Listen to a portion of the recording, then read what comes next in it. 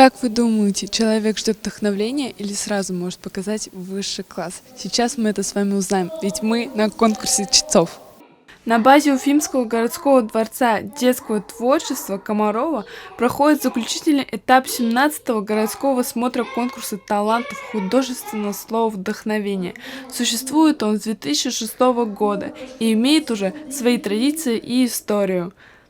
Башкирия, мое второе сердце, второе солнце у меня в окне. Как нужно читать стихи на таких конкурсах? Нужно читать с душой, это во-первых, ведь душа, она держит все. Должно быть волнение, что волнение несет тебя на все. Страх не нужен, нужно только волнение.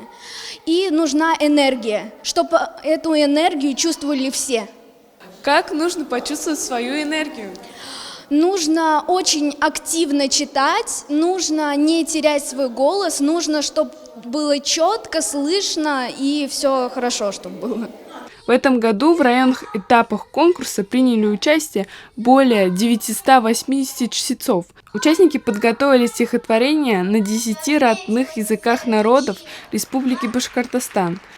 Башкортостан, ты родина моя, я твой народ. Мой край родной, веди меня вперед к стихам и песням.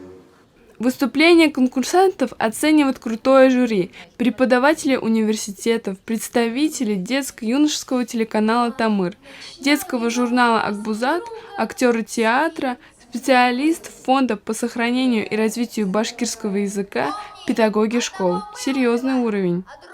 Расскажите про свой номер. Мое первое стихотворение говорится о том, как наша планета загрязнена и ее нужно очищать. Говорится о том, что все моря загрязнены, и мы пьем эту воду. Второе мое стихотворение о учителе. То, что он сидит целыми днями у себя в кабинете и учит детей. Я буду играть на курае в конце. Курай – это башкирский национальный инструмент. На нем можно играть разные музыкальные произведения по типу ирандек, баек.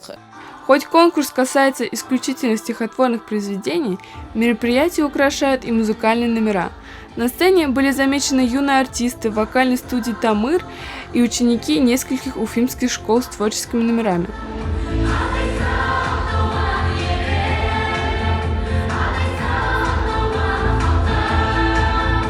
Но самое главное – это все же стихи. По итогам заключительного этапа абсолютным победителем стал ученик Башкирской гимназии номер 158. Победители и призеры городского смотра конкурса награждены дипломами и памятными подарками.